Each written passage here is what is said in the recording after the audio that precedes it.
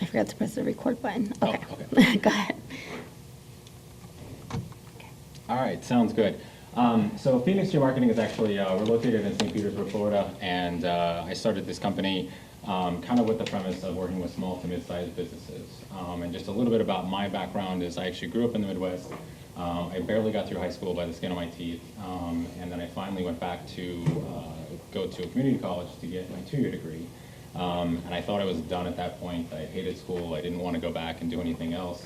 I have since been to 2 other colleges since then, so I have 3 different types of degrees that I got.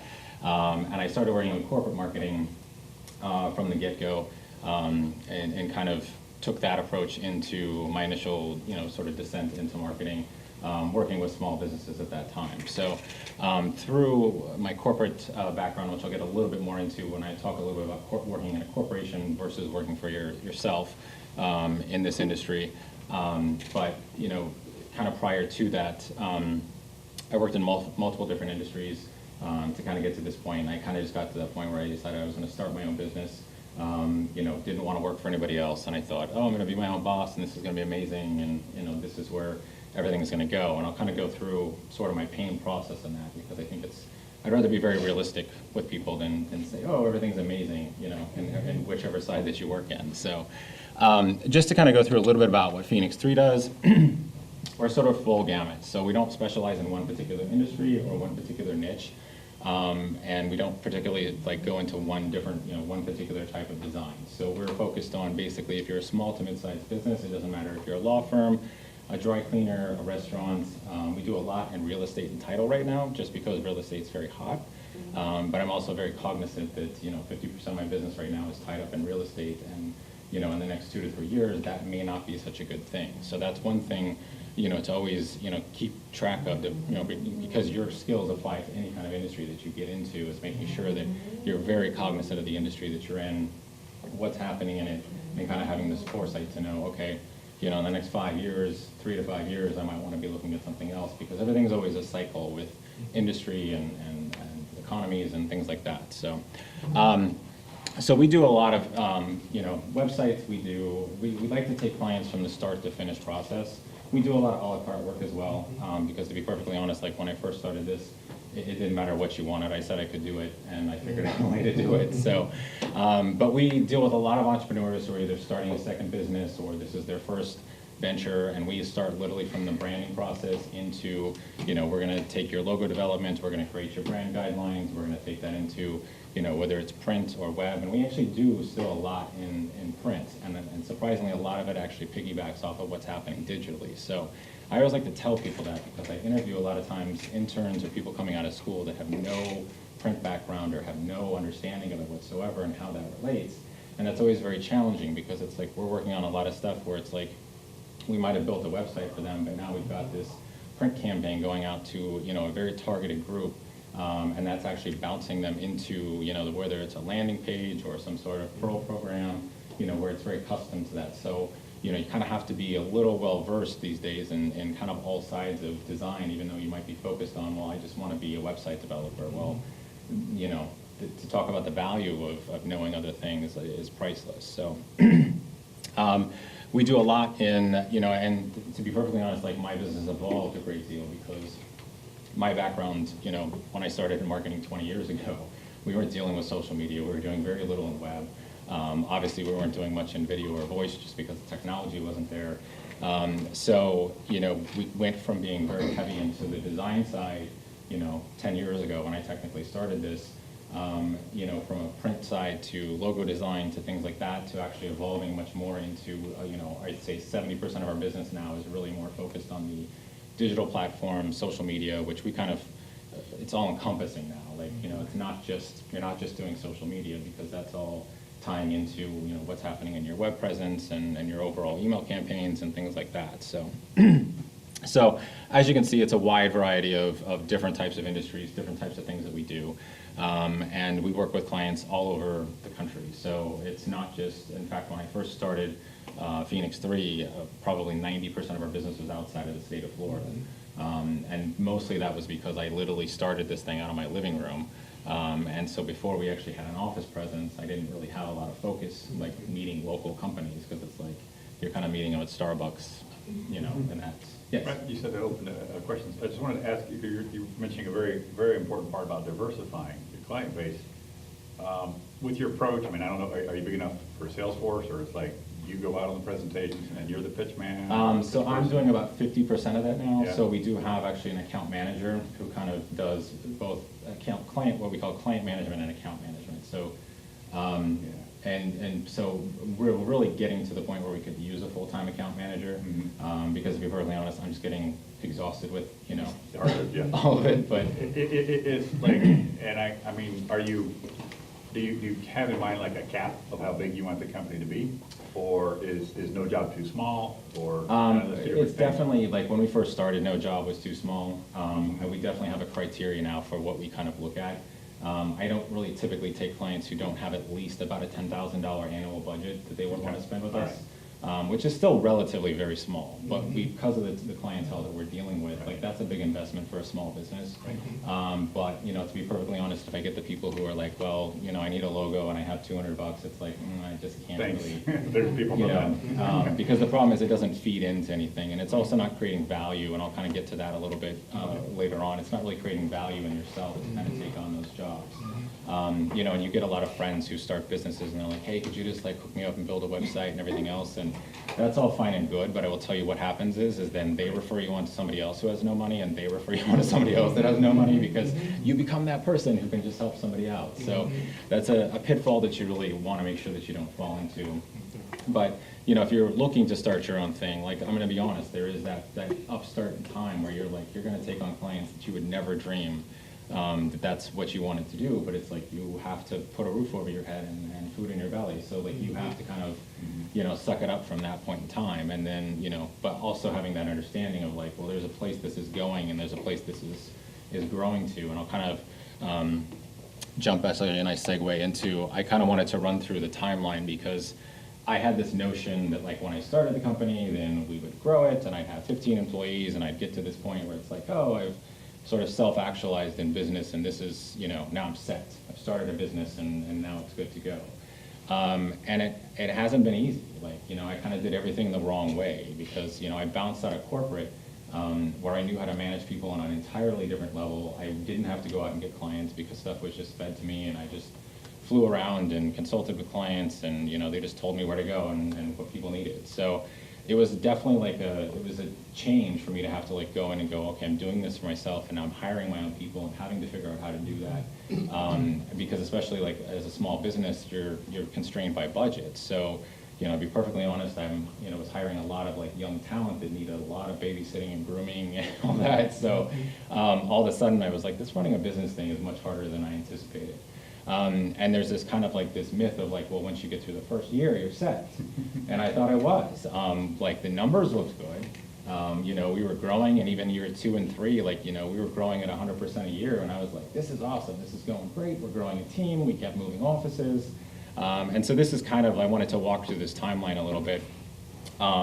Because, I think it can be daunting sometimes to think, well, I want to start my own business, and how do I get involved in that? And honestly, like, I started this in 2008.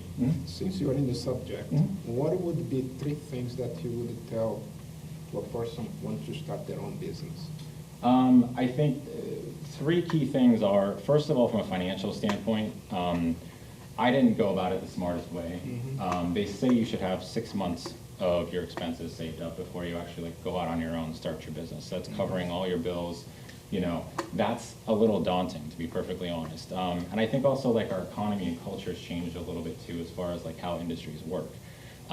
So I would say, before you just fully jump, if you don't have that kind of funding or someone, and I wouldn't go into debt to get that either. Like, it doesn't do when you go to start a business and then go into some high interest loan or something like that. Credit card. Yeah, which is what a lot of people do. And honestly, that's part of what I did. I left my corporate job and I was like, I'm fed up with this, and I knew we were bonusing well that year. And so I took the bonus and I literally got on my last flight out of New York, and I was like, I'm done. And I bought a laptop and I picked up my first clients, and bam, But I had started it, that was in 2011. So I started in 2008 kind of on a part-time basis.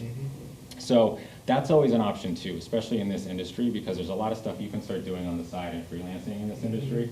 that's a great way to get started, to start building up some clientele, because then it's like you pick up a few clients and then you feel a little more confident on, all right, if I was doing this full time, I could probably make it. That'd probably be my second point. Understanding starting your own business. I tell people this all the time because people think it's like awesome to start your own business and it's gonna be amazing and your own boss. And I tell people, like, you have to be able to get out of bed every day and go, this could all just fall to crap, and then tomorrow I have to start something new. Like, it's a gamble.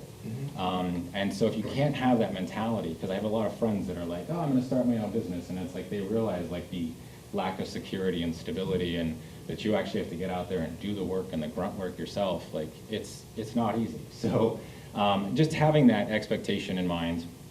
And then I think lastly, like, just not, listen to key people, and then just kind of like, there's this part where I think people get too caught up into like, well, this person told me this, and this person told me this, and this person's a consultant and they said this, and that can be very constraining and hindering sometimes. So there's a lot of times where you just have to really just go for it. You don't want to do things that are stupid, but you also don't want to listen to too many people that are like, constraining what it is you want to do, or telling you that's not a great idea, or, if you think you really have something and you have the passion for it, then I say go for it. So those are probably like sort of the key three, real blunt things that I would tell you. And that's a lot of like what I did is, I kind of started off and, people thought I was crazy, especially like when I started at part-time. I mean, think about what was happening in 2008. We were in the middle of like the worst recession that, my generation had ever seen. So that wasn't the greatest time. That's kind of why I kept it part-time until I got to that point where I was just like, all right, I'm ready to take this to the next level. And, and I was just fed up with corporate because, I'll kind of talk about this as well, but the grass always seems greener on the other side. There were things that I thought I would never have to do once I got out of corporate marketing that I deal with on a daily basis. You always think you're going to be your own boss. It's not really true, because now I have 42 bosses. Like, I went from having, one to 42 who dictate everything that happens in my life, basically. So just to quickly run through the rest of this timeline, just to kind of show you like how interesting this can get is, we hired an initial team in 2012, moved into our first official office downtown St. Pete. I thought everything was amazing and we were doing well. Continued to grow, added a couple more people to our staff. We moved to a larger office in the middle of downtown in 2014. Was kind of like our second expansion, period.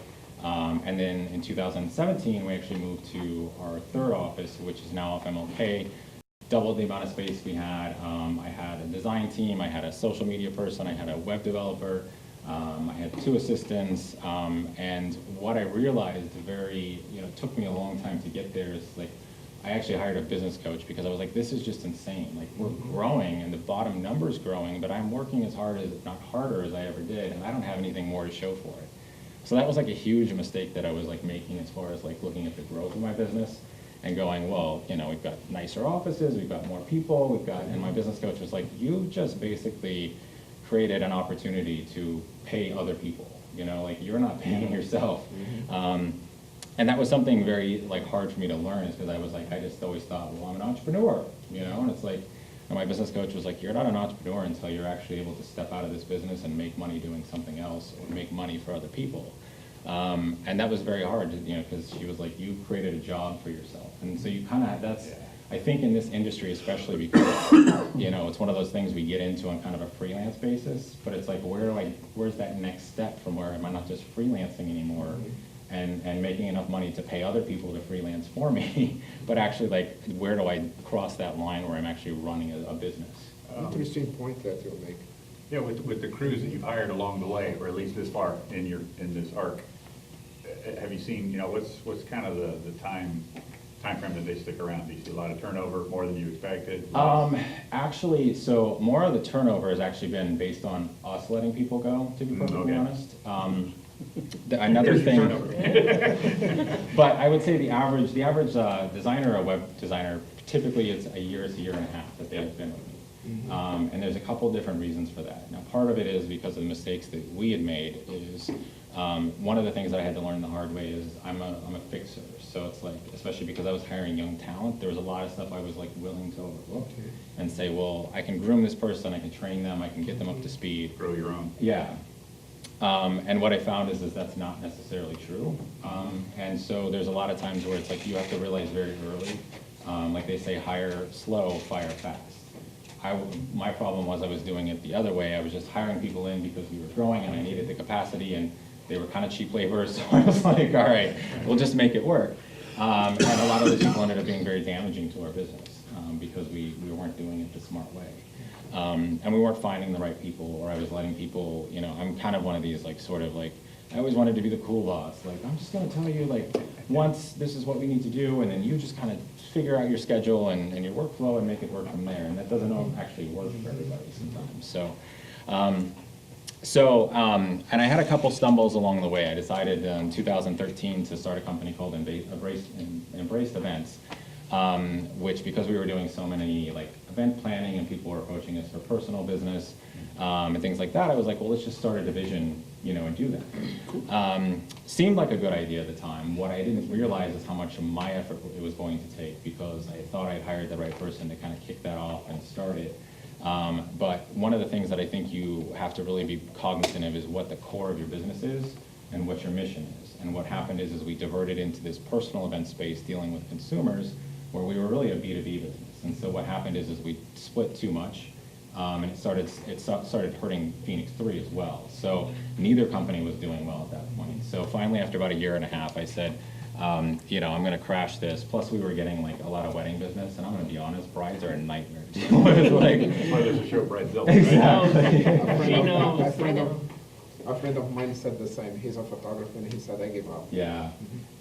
You know, and part of it's just what's happening in the industry, but, you know, because so much technology is out there and you've got things with Pinterest and the web and Etsy and all this crap, everybody thinks they can do everything themselves, or that your time is worth about $100. Yep. You should come photograph my wedding for $100. You should, you know, things like Fiverr and all this, which I'll talk a little bit about later, are things that are kind of, like, they suck for our industry, to be honest. But, so we've kind of gone through a long evolution, and it's kind of what I wanted to point out is that everything is continual. So it's never like, hey, I'm going to start this business and I'm going to hire a team and I'm going to be set. Like, I'm going to ride this out till, you know, I cash out or sell it, or, you know, whatever the thing is. You know, for me, it's always been this continuous cycle and always having to learn more and continue to learn more. So, you know, it's always going back. I mean, I went back to school. I went to 3 different colleges and 3 different programs, basically.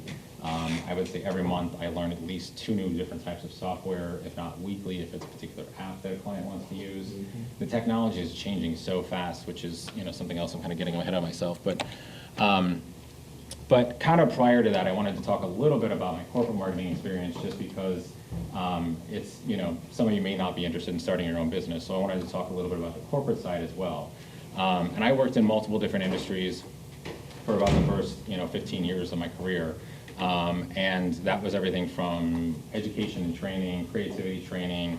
I worked in the optical industry, as well as I actually, in addition to starting Embraced Events, I decided somewhere along the line it was a good idea, because I had friends that worked in the title industry, to actually buy a title company. Another terrible idea, terrible idea, and it almost bankrupted me, to be perfectly honest, and it cost me a business partner and a friend. So that's another point that I will make, is I actually started Phoenix3 with 2 business partners, and I now have 0 business partners, and I would never do it again. What was the main, because people, especially now, is going to go by themselves or get a partner. Yeah. What would avoid, or what kind of advice you give to them? The biggest thing with business partners, and what I see happen time and time again, is, you know, you might be somebody you met in class, it might be somebody that you grew up with, and you always talk about how cool it would be to start a business together. And I had a couple friends who I knew very well from, actually, one of them, I'm actually his daughter's godfather. And we kept talking about, he worked for Bank of America, and I was in corporate, and we were like, this just sucks. We want to get out and start our own thing. It'd be great if we partnered up and did something. And it never seems, like, I would say 90% of the time, from my personal experience, like starting a business with a friend or a relative, very high risk of that actually not working out very well and being very damaging to you personally and financially. So I would say, from a business partner standpoint, going into business with somebody that you know very well, I would strongly caution you against. Unless it's like you really, like, you both come from the same industries and you've come out of the same experience, and you're both putting in the same amount. There's this whole thing, like, where people want to go into business and someone's like, well, I'm just going to contribute sweat equity, and that's going to be my my portion of it, and then you're putting in all the money, and they're gonna supposedly commit to this work. Mhm. These are very big red flags to me in partnerships. I think partnerships work well where I've seen it like two people who aren't friends that come out of similar industries Okay. decide they're gonna merge together and they're putting equal parts money and they've got these shares figured out and how this is gonna work from a pay standpoint. And those partnerships, I think, can work pretty well. I think you also, the thing I caution on partnerships is you have to look at your own personality. So I'm a very sort of driven, opinionated person. I don't always think my way is the best way, but 90% of the time I do. And I have to understand that that's sometimes a pro and a fault, and that's very difficult to work with somebody else. You know, even from a staff standpoint, let alone, you know, a business partner, and say, well, we're totally gonna get along, you know, so. To get to that point, and along that line of thinking, like from the point of solo to let's do this, I'm gonna grow this, you know, how formal, how soon before you said, yep, business plan, yep, let me go find that lawyer, let me go get that accountant? I mean, did you start hiring pros early on, or you said, let me try this on my own first? So realistically, honestly, I did it the other way around. So I started it, and you know, it's kind of like the downfall. The bad part of technology is that, you know, with what we have available now, is they make it very easy to say, well, you can go online and file your LLC, and then you can get a QuickBooks account, and you can do all this stuff yourself. And you know, it's funny because I started working in life insurance very early on, while I was still getting my associate's degree, before I kind of figured out what I wanted to do and why I even went back to school. I had a job for 4 months working in tax accounting, and I learned very quickly I sucked at finance and accounting. But yet when I started my own business, I still thought I could do my own accounting. And 2 years later, the IRS was very certain that I was very wrong about that. How dare them, Discrepancies. right? Yes. So the one thing, that's actually an excellent point, is that's actually something I would line up very quickly and early on. And there are a lot more resources that, you know, now that are available on a much more, like you can find, you know, an accounting service that's basically doing stuff for $100 a month. You can, you know, and you can still be in the day-to-day and in the QuickBooks and all that, but you have somebody that's like overseeing, like, whoa, hey, this stuff isn't even booked in the right places, you're not paying your taxes correctly, you're not filing sales tax on time. You know, these are all the things that you either get somebody to help you with, or you learn the hard, expensive way, which is what I decided to do. Or the IRS will help you. Yeah. They'll teach you. And they will help you for about $7,000. So that's one thing, is I kind of, you know, and there's good and bad. I got a business coach, and there's good and bad of that sometimes. I think, you know, there's advantages to hiring the, you know, somebody that says they're an expert in something, but there's also a, you know, you kind of have to balance that out and make sure it's the right person, that they're not too domineering in what it is you're actually doing, and that they actually have experience in your industry and your field. So, but definitely that's an excellent point of like bringing the right people in from the get-go. I decided to wait about 3 years into it, and that's actually how I started figuring out, like, well, I mean, I don't understand. We went from $100,000 to $200,000 to $300,000 a year, like, but I am still, you know, I'm still taking home about 20 grand a year. You know, like Something's wrong. what's happening Could be here? another zero. You said when you first started, all of your clients, or most of your clients were from outside of Florida. What did you depend on to get all the clients? So it's another interesting point about starting a business. So I was solely relying on referrals. So the great thing was I was getting tons of referrals. I wasn't having to spend money in marketing. I wasn't having to spend money in advertising.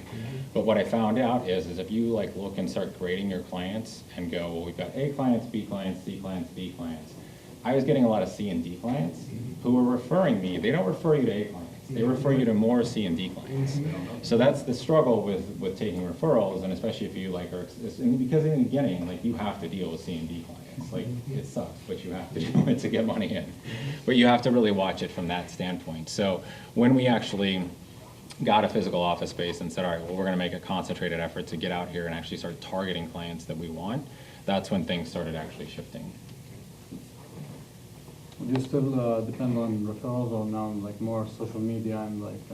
I'm going to be honest, most of it is still, it's referrals and networking. So we spend an exhausting amount of time going to networking meetings, working with the chamber, you know, getting in with all these groups. It's honestly, it's not my personality style. I don't like to go small talk and social work and, you know, that sort of thing. It's not my strong point, but it's just one of those things like you kind of have to do. and I typically tend to be a little bit more on the introvert side if you were gonna look at my Myers-Briggs, so that's a struggle, but that's honestly, like, we're getting more because we're launching a product actually called Concept Jet, where we're taking sort of like this online agency approach, just because of shifts that are happening with how people want to interact and how they want to offer stuff, and to be perfectly honest, just how much time I want to start investing in bringing small clients on. So a product like this, it's easier to get out with social media, but when you're doing more full-on consulting, and especially depending on like what you want to charge, it's a little more difficult to bring those people in with just, you know, running some digital ads or social media ads. It's Get more personal. part of the process, I think, but it also depends on how you're delivering your product and what's getting out there. Yes. So one point that I wanted to make, and especially, you know, depending on, you know, your age, most of you in the room, you're called, you know, a lot of times we use this word disruptors, especially when we talk about millennials. And usually that has a negative connotation to it. You know, they've screwed up industries, Uber put people out of business, Amazon's killing retail stores. Like, it all seems very negative. Some of it's sort of true, but it's not necessarily like, oh, we're blaming, you know, these particular individuals. It's like, this, I tell clients, like, this was a time and place that things needed to change. Like, you know, we brought a group of individuals into this world and into, you know, unstable economies, parents who had to like lose their job every 5 years because they were right-sized, downsized, upsized. Of course, all this is going to have an impact on how your generation is going to look and find jobs and how you're wanting to buy things. Like, you know, whoever thought like it was a good idea, like Walmart, you know, like that's a great shopping experience. Like, no wonder people are going online, you know. So I kind of say, like, don't apologize for being a disruptor, like, actually embrace it, because that, you know, that's actually what's going forward. And you look at the people who are succeeding, it's because they aren't afraid to take those risks and say, you know, I have colleagues who think that what I'm doing with Concept Jet is completely cheapening the industry because they're into the, no, you should be meeting face-to-face with clients and charging $130 an hour. And it's like, well, that's all fine and good, but it doesn't meet our niche. Like, I always wanted to deal with small businesses who can't afford those types of budgets. I can't come to them with a $20,000 website proposal. Like, that's what they spend an entire year, and they're not going to see the return on it. So this product we're actually taking and really working on a lot of, like, you know, packaged products. We're testing out subscription models with websites, flat fee type of things, you know, just very obtainable, you know, packaged marketing, so to speak, which a lot of people think, well, that's cheapening the process. And I'm like, well, if people want that, if that's what they want, then that's what I'm going to deliver to them. So I kind of just wanted to make that point, because the one thing is that technology is the one thing that is going to outpace you or aid you the quickest. And especially now, when you look at sort of the time frame. So I kind of thought this was interesting. So the year I was born, and actually this ad came out the year that I was born, this was the first Apple product that was advertised and launched. Had 4K of RAM. Wow. 4K of RAM. A lot, and there was a lot. I'm assuming a lot of you were probably born late 90s, 98, 99, something around that time frame. So 1998, that was this Apple product. That was the first iMac that came out. And depending on the range, I think you could get maybe 230 meg of RAM on it or something, on the upscale model. So that actually was one of the first computers that I ever owned on the Apple side. That actual color one? Yeah, it actually was that I think color. they introduced the CD, right? The CD-ROM. Yeah, it had the CD-ROM. We were dialing up on AOL. But when you look at, like, Yeah.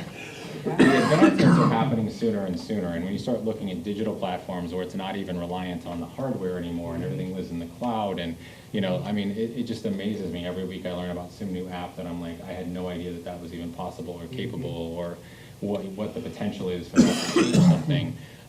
You know, what's happening with, you know, things like blockchain technology and things like that. Like, that's something 5 years ago we were thinking, going, yeah, Bitcoin, that's going to fail. Like, that's dark underworld money, you know. And now there's multiple of these currencies that, you know, are starting to impact markets, and banks are loaning money based on this technology. So, you know, and then lastly, I kind of point out, so my 41st birthday, my iPad Pro was my gift to myself. So just looking at the transition of technology, like, just make sure you're always staying on top of that. Always staying in tune with it, because that's the thing that's going to outdate you the quickest and kind of leave you behind. is if you're not staying current with those things, and especially in this field. Software is the same thing.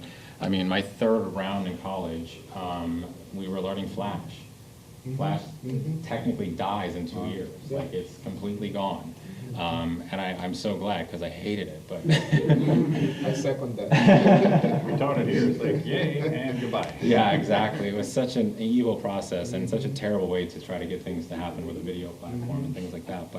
But those are the things, is like, you know, if you're stuck in that, you know, when I learned graphic design, we were learning in Quark and Freehand and things like that. We didn't have Adobe Creative Suite. We didn't have all this stuff that worked together so well. And, you know, but if I was still working in Quark and Freehand, like, I wouldn't have a career, you know. So that's the other thing too, is the bad news is this probably isn't the first or last classroom that you're going to sit in. So it's a continual process, and it's continuing to go back.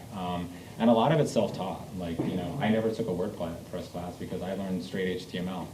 And 99% of our sites now we build in WordPress.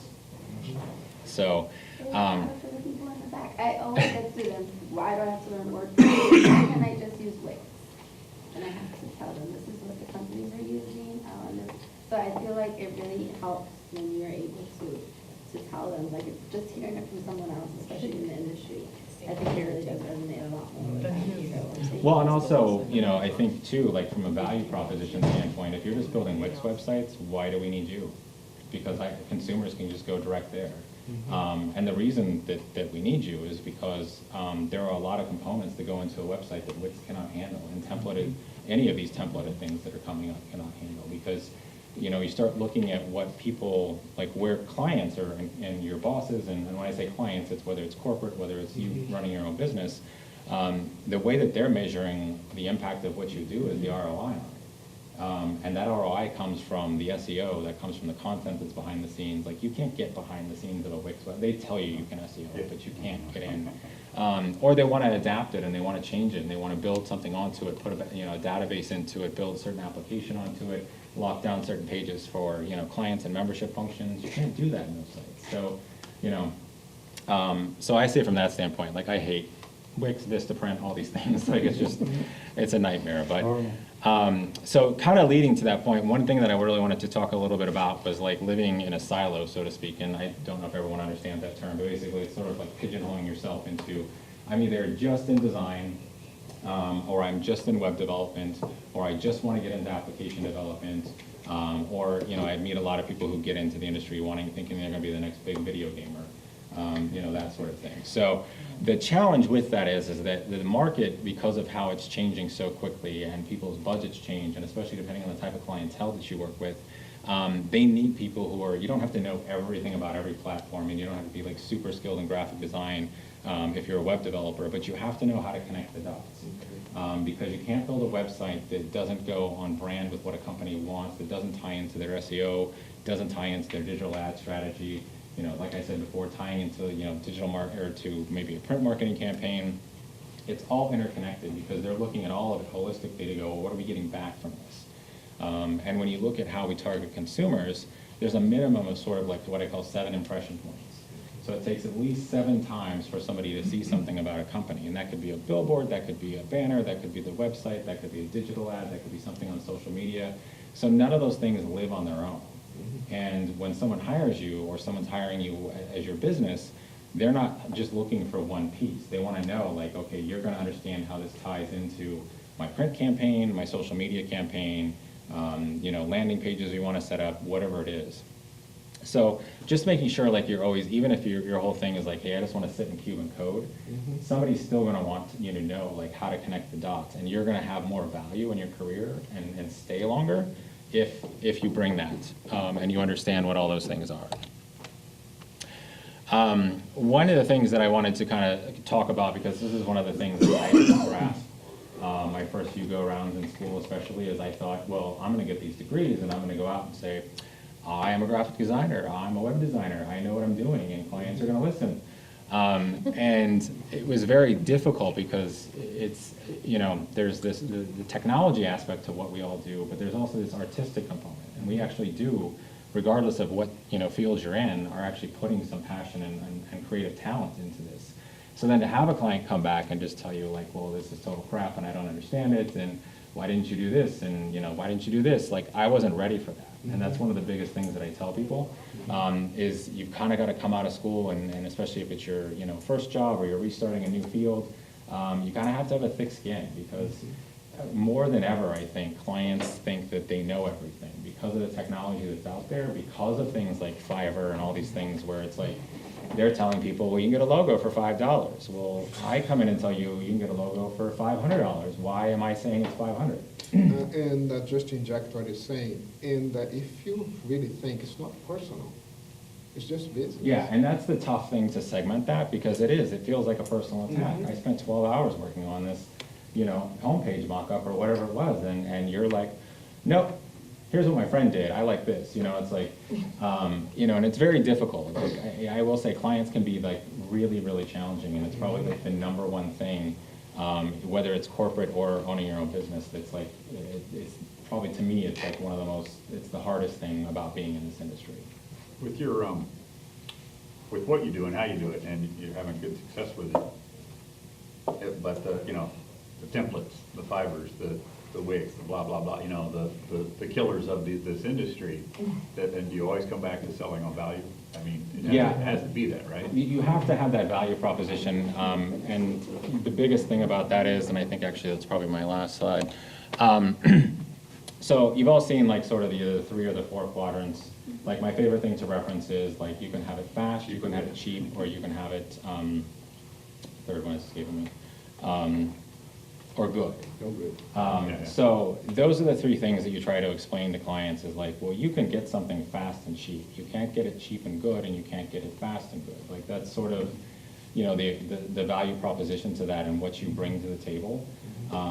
I think for us, like, how I encounter that is, first of all, as I say, well, I've kind of gotten to that point where it's like, well, if Fiverr is an option for you, you're not a client for us. Like, you're not going to see I'm never going to convince you of the value if you think a logo design is something that somebody else who doesn't know you, doesn't know your brand, and isn't even in this country, can do for you for $20. So if that's what you're building your brand on, the stuff that I offer is never going to make sense. We're not a fit. Do you think doing everything in-house is better, or you'd like to see some aspect of your business like outsourced to, like, for like faster time, or? Oh, so huge shift. That's actually right where we're at. So I kind of mentioned like we had some turnover. I actually restarted with all new staff 6 months ago. Oh, good grief. And Wow. I've seen that syndrome. yeah, and the biggest change that I made is that probably 80% of those people do not sit in an office. 50% of them are actually not even employed by my company.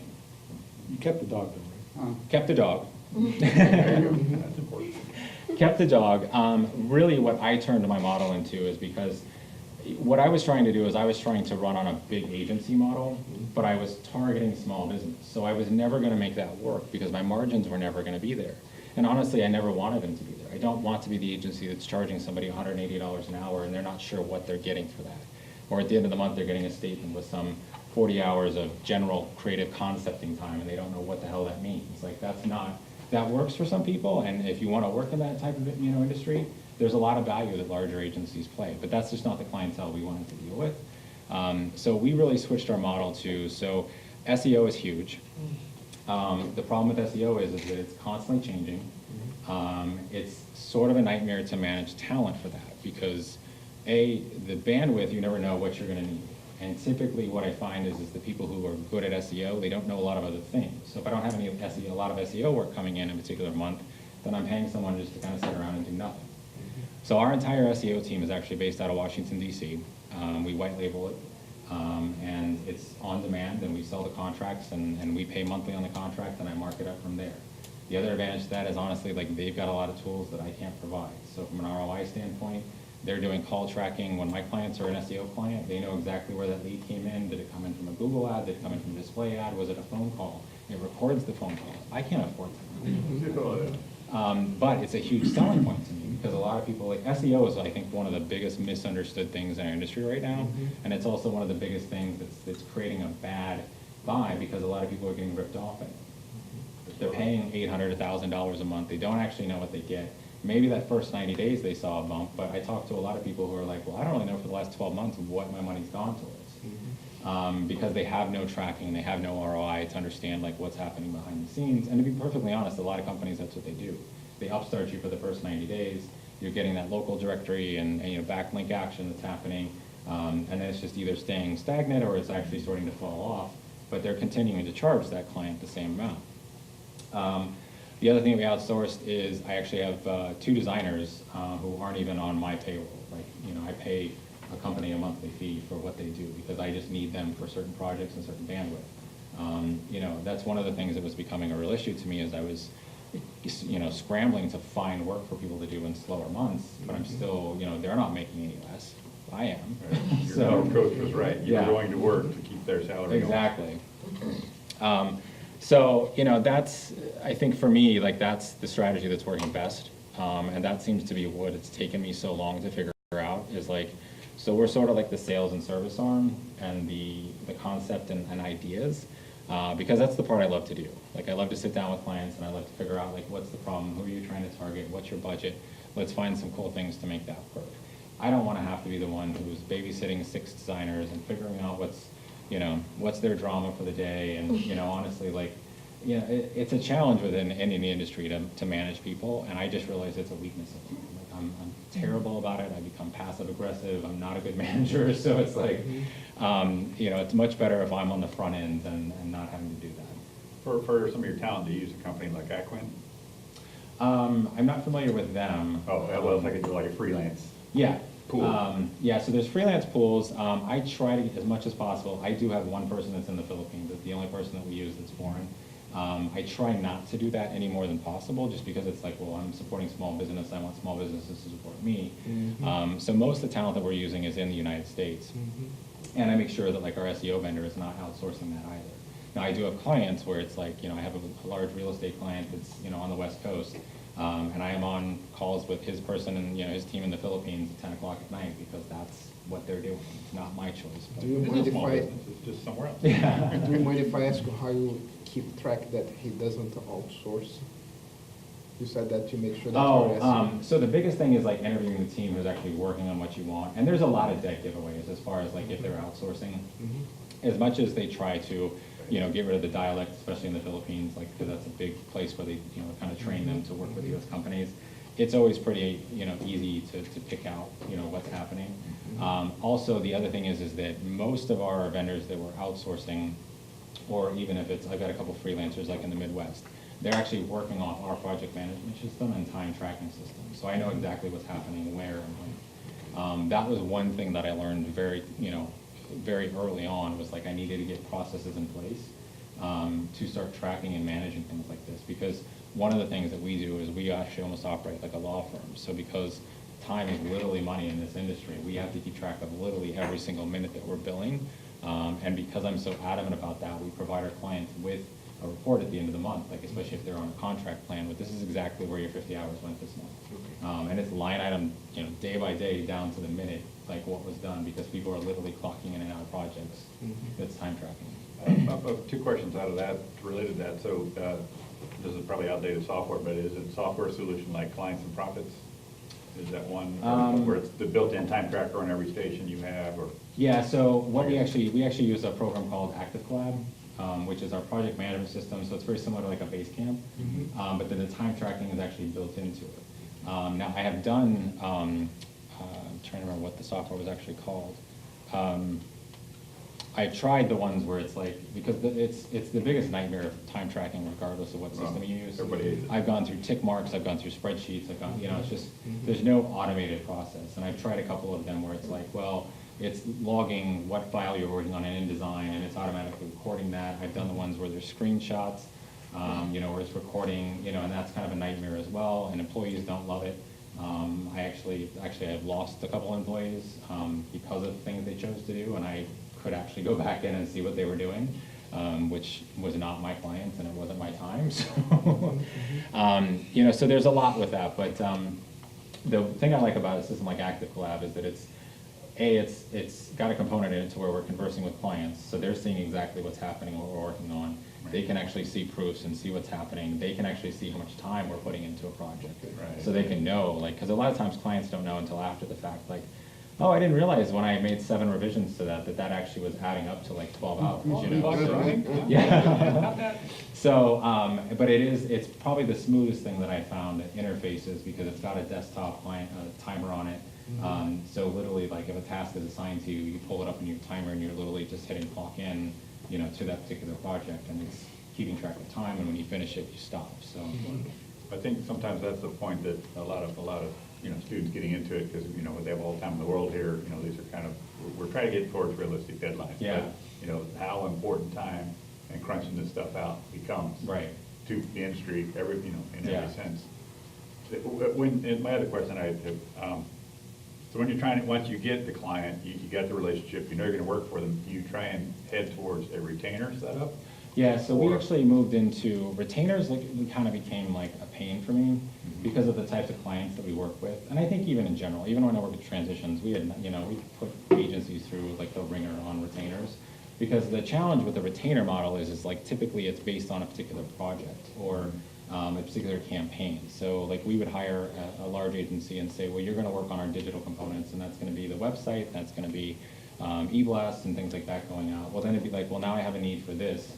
And then they'd have to write a change order, and then we have to sign off on that and get that approved by, it's just, I hate the paper trail. So we actually went to a model 3 years ago where I kind of call it like a bandwidth package. So I sell it by hours, and basically it's like your cell phone. Like, so it doesn't matter if you call California, if you call the person across the street, it's all contained within those minutes. So basically we sell hour packages that go anywhere from 10 hours a month up to 60 hours a month. Obviously, you're getting a better rate the more hours that you purchase, Right. just like a cell phone plan, and you can put anything you want towards those hours. This as opposite to charge a amount for the whole project. Right. Okay. We do some of that, because there's some clients where that just doesn't work out, and they're like, no, I just need a website, and I just need, so there we're writing the official like capabilities proposal, and this is what it contains, and all that, and they're paying by that contract. Okay.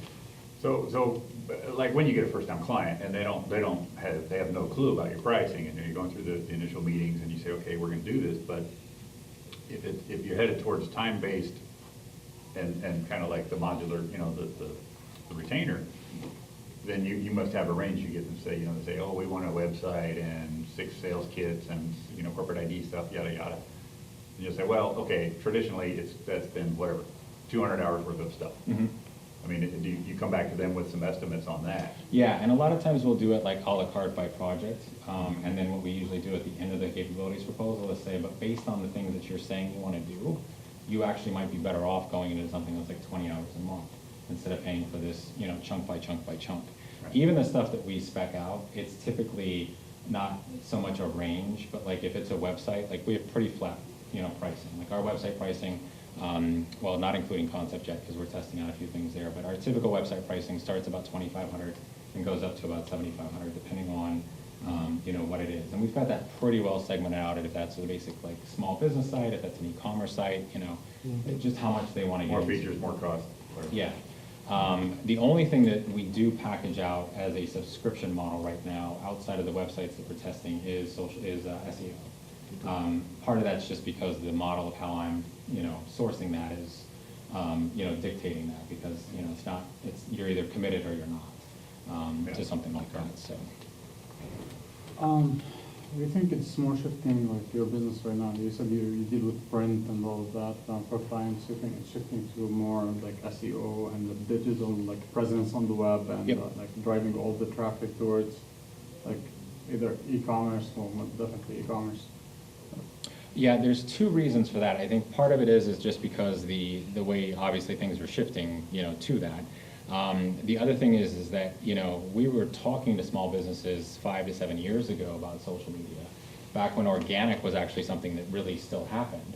And they weren't jumping on board. They didn't get it. This is for kids, that, you know, this has nothing to do with my business.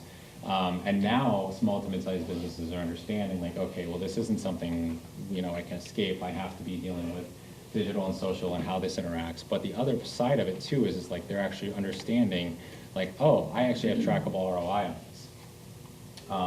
And that's one of the huge things to understand about the field that you're going into and why that's, you know, an awesome thing is because this is one of the few things in the advertising world that we can actually go back to a client and say, yeah, this is how many impressions you got. This is how many people filled out the form. This is where they came from. This is how they clicked on that ad.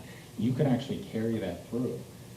My clients who want to do outdoor, display advertising and spend tons of money on like radio or billboards, that's all fine and good, but they have no way of knowing like that actually worked, except for, well, the phone rang this week, so it must be working. Like that's their litmus Had test, to be really. where it came from. Yeah, I mean, that's realistically, like, how it is. So, I think for me, our comfort zone has become much greater into selling those products because it's like, I actually can, tell you what's happening with this. Versus you coming to me every month on our, sort of monthly meeting or monthly call or whatever it is, and asking me, well, what's going on? I'm running 20 grand in magazine ads, what's happening with it? And it's like, I mean, we're assuming it's working. It's not driving people to your website, but, I understood by what you said that you are not having intern anymore, but if you would hire intern, what would be the three things, I'm using the three because it's, that you would recommend for them to be aware before approaching? Oh, okay. And I would still do interns. Like, it's just, we're limiting the amount of like in-house staff that we actually, bring on, just because of the expense and everything else. But from an intern standpoint, because we do, in fact, I just went through a whole slew of spring intern candidates. And I think the three things that I would say is that, a couple points that I made is that most of the time when I see an intern, and I go, this person is not going to work, it's because they come in and they only know one particular thing. They come in and they go, I know social media really well, and it's like, well, what do you know about branding? What do you know about web strategy? I actually get a lot of interns that come out of graphic design programs, and they know nothing about print design, they know nothing about logos. They're like, well, I learned WordPress, and it's like, well, that's fine and good, but that's one component to it.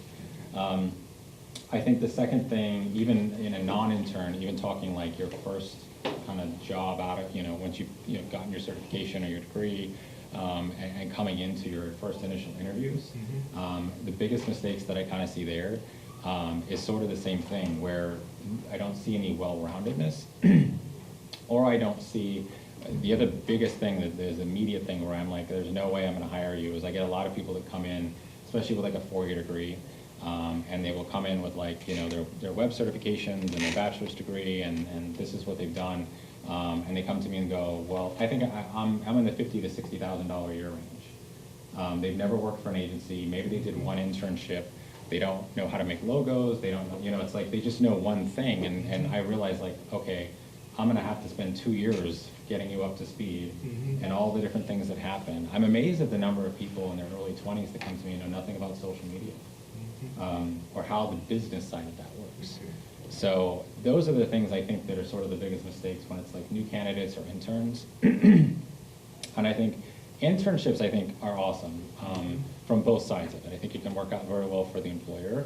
The one thing I would tell you is if you are looking for an internship, make sure like that you're asking questions as well, because a lot of times I see interns come in and it's like, well, they're just doing the grunt work. And I think the side that the employer needs to understand about an internship is that is an education experience for the person that you're bringing in. So make sure that if you're getting an internship somewhere, that you're kind of doing your due diligence to talk to that company and find out, well, what's this going to look like on a day-to-day basis? What am I going to be exposed to and what am I going to be doing?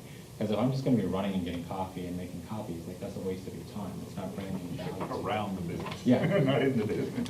And then the opposite side of that, is I see, especially in the small agency aspect, is I see a lot of interns come in where it's like they work for a certain agency and it's like they actually were doing most of the work for the client. So, and you don't want to get into that situation. I mean, it looks great for your portfolio, but also it's like, well, you're working for either nothing or minimum wage essentially, and they're now billing you at $100 an hour and you're not even seeing any of that. So you kind of have to watch that balance and just watch the opportunities that are out there.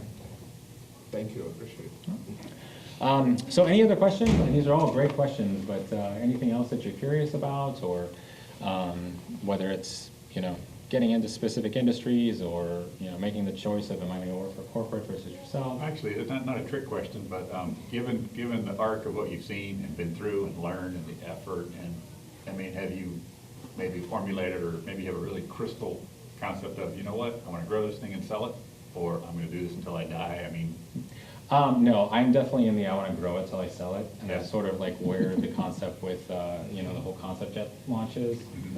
Because the one thing that you have to realize, and there's nothing wrong with that. I mean, I think I probably would sell it and I would start something else. sort of like, where I would go with that. But the biggest thing that I think you have to realize is that to be an actual entrepreneur and run a successful business means that if you took you out of it, there is still value to that.